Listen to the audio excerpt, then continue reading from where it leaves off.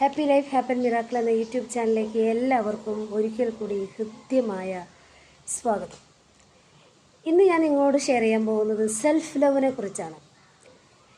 Self love ചെയ്ത് എങ്ങനെ മുഖസൗന്ദര്യം വർദ്ധിപ്പിക്കാം എന്ന് പറയുന്നൊരു വീഡിയോ ഞാൻ ചെയ്തിട്ടുണ്ട്. എല്ലാവരും അത് കാണണം കേട്ടോ. ഈ സെൽഫ് ലവ് ചെയ്യുന്നതിൻ്റെ പ്രാധാന്യം എന്താണെന്ന് നമുക്കൊന്ന് നോക്കാം. സെൽഫ് ലവ് എന്ന് പറഞ്ഞാൽ സ്വയം സ്നേഹിക്കുക, സെൽഫ് റെസ്പെക്റ്റ്, നാം നമുക്ക് തന്നെ കൊടുക്കുന്ന ഒരു ബഹുമാനം.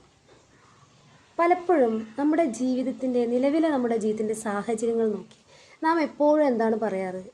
എന്തിനീ ജന്മം, എന്തിനാണ് എന്നെ സൃഷ്ടിച്ചത്, അല്ലെങ്കിൽ എന്നെപ്പോലൊരു വ്യക്തി എന്തിനാണ്, എനിക്ക് എന്നെ തന്നെ ഇഷ്ടമല്ല. ഇങ്ങനെയൊക്കെ ഒരുപാട് കാര്യങ്ങൾ നെഗറ്റീവായുള്ള കാര്യങ്ങൾ നമ്മൾ പറയുമ്പോൾ ലോ ഓഫ് അട്രാക്ഷൻ പ്രകാരം എന്താണ് സംഭവിക്കുന്നത് എന്ന് പറഞ്ഞാൽ, നമ്മൾ എന്തിനാണോ കൂടുതൽ ഫോക്കസ് കൊടുക്കുന്നത് അത് വീണ്ടും വീണ്ടും നമ്മുടെ ലൈഫിലേക്ക് വന്നുകൊണ്ടേയിരിക്കുക.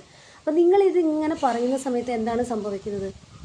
അങ്ങനെയുള്ള സാഹചര്യങ്ങൾ വീണ്ടും വീണ്ടും നാം അറിയാതെ നാം സൃഷ്ടിക്കുകയാണ്. ഇത് പലർക്കും അറിയില്ല.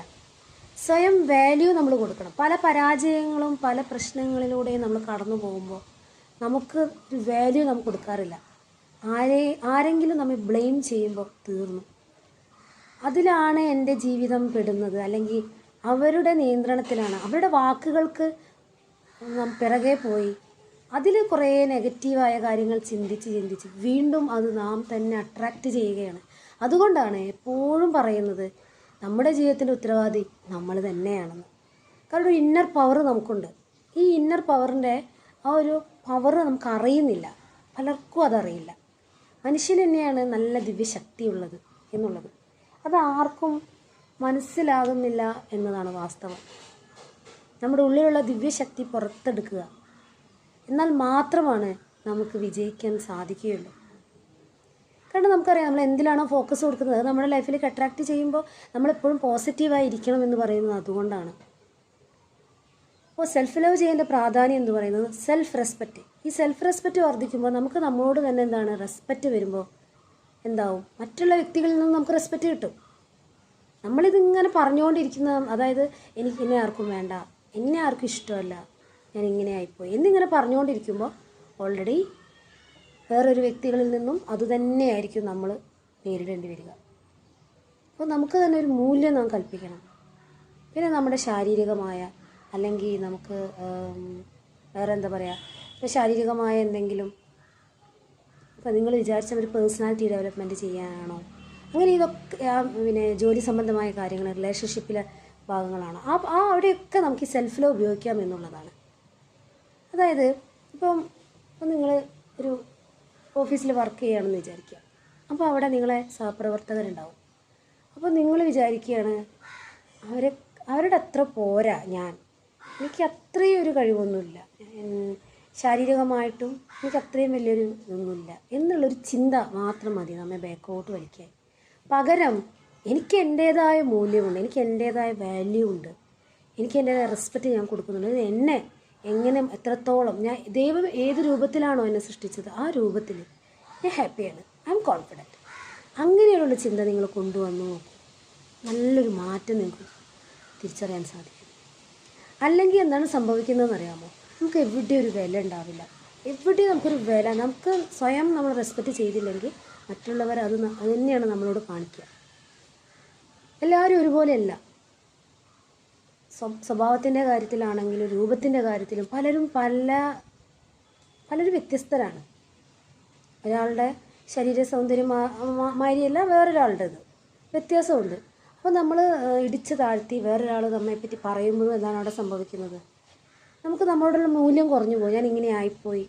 കളറിനെ സംബന്ധിച്ച് പറയും ചില ആൾക്കാർ, പദവിയെ സംബന്ധിച്ച് പറയും, ജാതി സംബന്ധിച്ച് പറയും. അങ്ങനെ പല കാര്യങ്ങളും പറയുമ്പോൾ അവിടെ മനസ്സ് വേദനിച്ച് വീണ്ടും വീണ്ടും അത് നമ്മൾ അട്രാക്റ്റ് ചെയ്യാൻ അറിയാതെ. സെൽഫ് ലവ് ചെയ്യുമ്പോൾ ഇതൊക്കെ കുറഞ്ഞു കൊണ്ടുവരികയും നമ്മുടെ ഫീലിങ്സ്, ഇമോഷൻസ് എന്താവും, നല്ല ഹൈ ആക്കി കൊണ്ടുവരാൻ നമുക്ക് സാധിക്കും. ലോ വൈബ്രേഷൻ പ്രകാരം വൈബ്രേഷൻ ലെവൽ വർദ്ധിക്കും. ഓക്കെ, നാം എന്താണോ നമ്മെ നോക്കി പറയുന്നത്, അല്ലെങ്കിൽ മറ്റുള്ളവർ നമ്മോട് പറയാൻ നാം എന്താണോ ആഗ്രഹിക്കുന്നത്, അത് ഈ സെൽഫ് ലവിലൂടെ നമുക്ക് സാധിച്ചെടുക്കാൻ സാധിക്കും എന്നതാണ് ഇതിൻ്റെ പ്രത്യേകത. Okay, self love affirmation. നാം ഒരു മിറർ എടുത്ത് വെച്ച് അതായത് നാം കണ്ണാടി നോക്കിക്കഴിയുമ്പോൾ നമ്മുടെ പ്രതിബിംബം നമ്മളതിൽ കാണുന്നുണ്ട് അല്ലേ? ശരിക്കും ചങ്ങാതി നന്നായ കണ്ണാടി വേണ്ടാന്നൊരു ചൊല്ലുണ്ടല്ലേ. അപ്പോൾ ഒരു ചങ്ങാതിയോട് നമ്മൾ സംസാരിക്കുന്നത് പോലെ കണ്ണാടി നോക്കി കാണുന്ന നമ്മോട് എന്തൊക്കെ ആവണം, ഞാൻ എങ്ങനെ ആ കുടുംബത്തിൽ അല്ലെങ്കിൽ എൻ്റെ ഫാമിലി ലൈഫിൽ ഞാൻ എങ്ങനെയായിത്തീരണം എന്ന് നമ്മൾ പറയുകയാണ്. നമ്മളതിങ്ങനെ പാമ്പർ ചെയ്യുകയാണ്. ഓരോ ദിവസങ്ങൾ നമ്മളിതിങ്ങനെ ചെയ്യുന്ന സമയത്ത് നമ്മൾ എന്താണോ ആഗ്രഹിച്ചത്, എങ്ങനെയാകണമെന്നോ ഞാൻ വിചാരിച്ചത് മറ്റുള്ളവരുടെ മുന്നിൽ, സൊസൈറ്റിയുടെ മുന്നിൽ അതുപോലെ നമ്മളായിത്തീരുന്നതാണ് സെൽഫ് ലവിൻ്റെ പ്രാധാന്യം. കാരണം നമ്മുടെ വൈബ്രേഷൻ കൂടും. നമ്മൾ ഒറ്റയ്ക്കൊരു മുറിയിലിരുന്ന് നമ്മുടെ കണ്ണാടി എടുത്ത് വെച്ച് നമ്മുടെ മുഖം നോക്കി, നമ്മുടെ കണ്ണുകളിലേക്ക് നോക്കി നമ്മൾ പുഞ്ചിരിച്ചുകൊണ്ട് നിലവിൽ നമ്മൾ നോക്കുന്ന സമയത്ത് നമ്മൾ നമ്മളെ തന്നെയാണ് കാണുന്നത്. അയ്യേ എന്ന് പറഞ്ഞ് മുഖം തിരിക്കുന്നതല്ല സെൽഫ് ലവ്.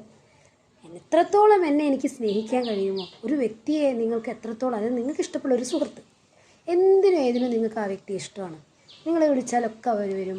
നിങ്ങൾ നന്മയെ ലക്ഷ്യമാക്കിയിട്ടാണ് അവർ പ്രവർത്തിക്കുന്നതെന്ന് വിചാരിക്കുക. അങ്ങനെ ഒരു സുഹൃത്ത് നിങ്ങൾക്കുണ്ടെന്ന് വിചാരിക്കുക. അപ്പോൾ ആ വ്യക്തിയെ നോക്കി എന്തൊക്കെ നിങ്ങൾക്ക് പറയാൻ പറ്റുമോ അത് നിങ്ങൾ സെൽഫ് ലവ് രീതിയിൽ പറയാം.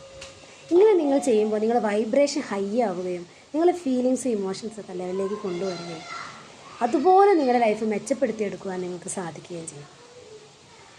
ഇതാണ് സെൽഫ് ലവിൻ്റെ പ്രത്യേകത.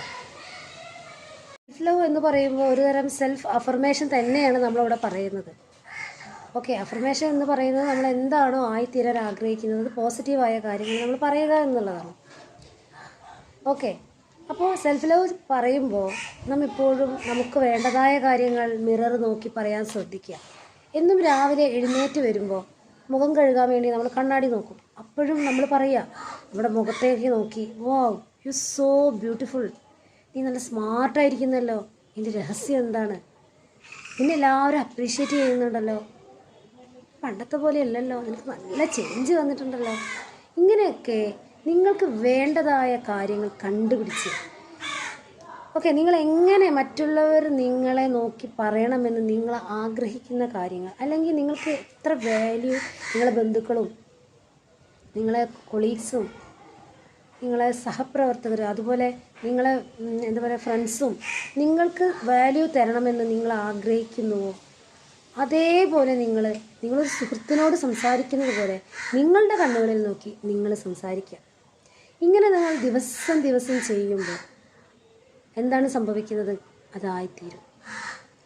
എനിക്കത് 100% എൻ്റെ ജീവിതത്തിൽ എനിക്കത് വർക്കായൊരു കാര്യമാണ്. അതുകൊണ്ടാണ് ഇത്രയും കോൺഫിഡൻ്റ് ആയിട്ട് നിങ്ങളുടെ മുന്നിൽ എനിക്ക് വന്നു നിന്ന് പറയാൻ സാധിക്കുന്നത്. പലപ്പോഴും അതായത് നമ്മെ അറിയുന്നവർ നമ്മൾ കുറേ കാലങ്ങൾ കഴിഞ്ഞ് നമ്മൾ കാണുമ്പോൾ അവർ പോലും അത്ഭുതപ്പെടുകയാണ്. ഇത്രയ്ക്ക് ചേഞ്ചോ, ഇത്രയ്ക്ക് മാറ്റമോ, ഇതെങ്ങനെ സംഭവിച്ചു എന്നുള്ളൊരു ആശ്ചര്യം അവരുടെ മുഖത്ത് നമുക്ക് കാണാൻ സാധിക്കും.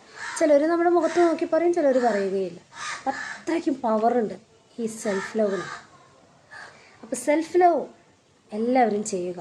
ജീവിതത്തിൻ്റെ മാറ്റം നമുക്ക് നല്ല രീതിയിൽ നമുക്ക് കൊണ്ടുവരാൻ സാധിക്കും. അതാണ് നമ്മുടെ ജീവിതത്തിൻ്റെ ഉത്തരവാദിത്വം നമ്മുടെ കൈകളിലാണെന്ന് പറയുന്നത്. ഏതിനും നമ്മൾ പോസിറ്റീവായി കാണാനുള്ളൊരു മനോഭാവം നമുക്ക് സൃഷ്ടിക്കാൻ കഴിയണം.